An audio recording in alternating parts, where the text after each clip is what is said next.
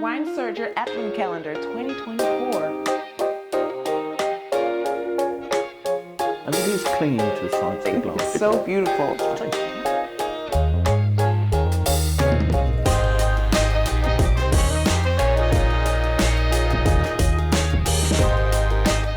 Welcome back, everyone, to day 5 of Wine Searcher Advent Calendar 2024, Wines of the Americas. Now, David, this wine, I'm excited. It has a 95-point score.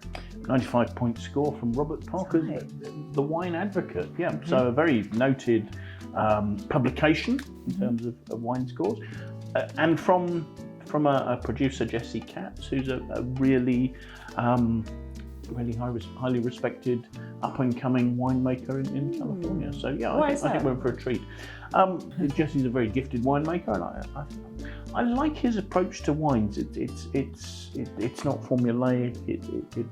It seems to try and get the best out of the conditions he can find. You know, he likes to respect the place, the soils, and the typicity of where the wines come from. So we'll see.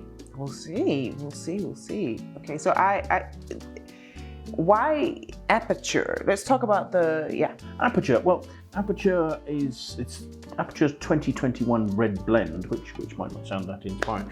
It's a wine from Sonoma County, and the name Aperture comes from the fact that Jesse actually first got into wine through his father, and Jesse's father, Andy, is a photographer. Okay. And evidently Andy was working in some of the great wineries in France, taking photographs for them for their marketing purposes, and Jesse went along with his father, and that was where he discovered wine in places, beautiful sort of Burgundy estates, Clos Vosges and things like that, and in Briand, and so in fact the pictures on his labels are all from his father. So Aperture is the aperture, the camera shutter there. I like what they did there. The wine, as I say, a red blend. The booklet will tell you, but if I remember rightly, it's 44% Merlot. 44% Merlot. It has quite a lot of quite a few varieties going. There's Merlot, there's Malbec. How much Malbec is it? 27%. 27% of Malbec. What else? There's Merlot and Cabernet Sauvignon. Cabernet Sauvignon is about 10%. 10%. Merlot and Petit Verdot. So some classic grape varieties you'd find from Bordeaux. They tend to be grown. This is from a number of sites. They tend to be hillside sites, so well-drained sites, and what that means in terms of the soil type is that if you've got well-drained soils, you tend to get lower yields. The more water's available to the plant, the more it'll create vegetation and it'll create lots of fruit. So what you want is a site that will restrain that vegetation, restrain that vigour from the plant, and produce lovely concentrated fruit. And I think we can see just from the colour of that, it is stunning. This is probably coming from some really concentrated small berries. So the smaller the berries, the more concentrated the colours and the flavours will be in the wine, because there's a higher there's a higher skin to juice ratio. Okay. So this wine has a high score, really high score, and like you said, Jesse is very respected. Well, I mean, if you look at his approach to winemaking, you're seeing that this is a wine that it's entirely hand harvested. There's a lot of selection, so they'll go through the fruit very carefully, throw out any berries that are damaged, that haven't coloured properly, that are the wrong size. They'll really go to town on the selection there. It's a wine that gets what they call a cold soak to begin with. So once the fruit's been destemmed and crushed, it spends time soaking, so that the extraction of colours and flavours and perfumes is done before there's alcohol there. So you get a better perfume that way. Fermentation is allowed to start with the indigenous yeasts. So there's a indigenous, yeah. Those are the yeasts that you find if you do an analysis, you'll find those yeasts in the vineyard. So it's this idea of terroir in wine, actually a wine reflecting the place that it comes from, and that's one of the ways that you can do that if you're just using the yeasts that are naturally there. So how does indigenous yeast affect the wine? Well, I mean, generally what you'll get is greater complexity. Okay. Because it's not a question of the winemaker introducing a yeast that they bought and they use the same sort of yeast every year. You'll get a variety. You may get different yeast strains taking over the fermentation at different times. So it's a complexity thing. Well, I think that's a lot of very interesting information. I'm just wondering if the price, it's $60. In the context of California red wines, you know, that's not the most expensive game, but I mean, you have to think about the quality of the fruit. The more you select, you're throwing fruit away if it's not good enough. So that adds to your costs. This is a wine that ages for 18 months in barrels. 50% of those are new French oak barrels, hence the toasting oak on the front there. And those are expensive. I mean, an oak barrel will cost you, I suppose, up to $1,000. It's not cheap. And the cost of actually working with those barrels. I mean, for instance, this particular wine is put into barrel and it does its malolactic conversion there, which is a way of softening the wine. You can do that in a tank, which is easy if you do everything. But if you've got to control lots of different malolactic conversions going on in lots of barrels, that takes more time and more input from the winemaker. So I think price-wise, I think that's pretty good value considering. It sounds well, like let's hope it is. Let's hope it is. Maybe we should decide on our own. Let's have a look at it, shall we? Okay. I think the color, first of all, I have to say, it's stunning. It's so beautiful, and it's really dark. It's dark, and there's a vibrancy. Just at the rim is the only place it starts to lose any colour to become slightly paler, and even that is quite a sort of a vibrant purple colour. It's a red purple. It's not a blue purple. So but swelling it. Did the booklet say what the alcohol on this one? It's 14.4%. 14.4. So relatively high alcohol, and it is clinging to the sides of the glass there. So give it a good swirl and see what you make of the aromas. It's really clinging to the glass.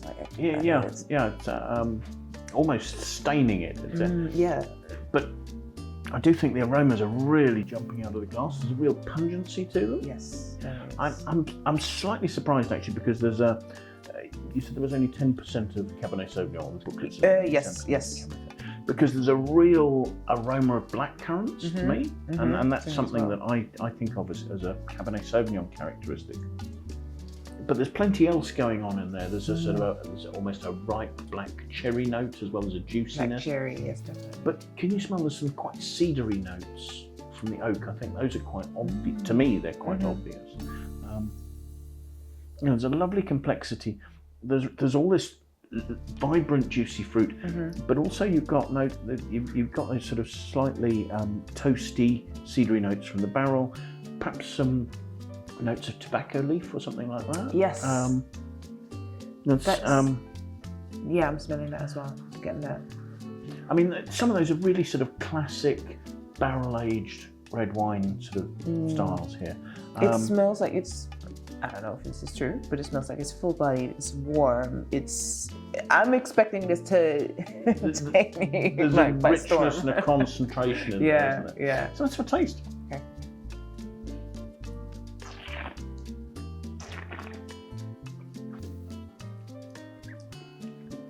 Gosh, that's really mouth-filling. Wow. There's a fabulous smooth texture. I like it. That gives way, and can you feel that sort of lovely, almost chocolatey, vanilla, definitely. grainy sort of note from the oak. There's a texture right across my tongue, I think. It's a lovely smoothness. Now, some of that is coming from. I was saying one of the cost factors is doing the malolactic conversion in the barrel, and doing that adds that sort of chocolatey flavour that helps to harmonise the different elements within the wine. I mean, there's plenty of lovely black fruit in there, but it's not standing out from that beautiful smooth structure. And I think part of what they've done is they've kept the Jesse Katz has kept the temperature to the fermentation down, and that's helped to give lovely smooth tannins there. It almost tastes a little bit spicy to me. Oh yeah. Yeah, it has a kick. Some sweet spices coming through, almost like sort of the fruit is overlaid with nuts, with notes of cinnamon and nutmeg and things like that. Yes. It's very rich. There's a lovely freshness, isn't it? The flavours are lasting well. You can get that almost sort of chocolate. I'm saying chocolatey flavours, but it's almost as a chocolatey texture running to the finish. I agree with that. But it's very smooth.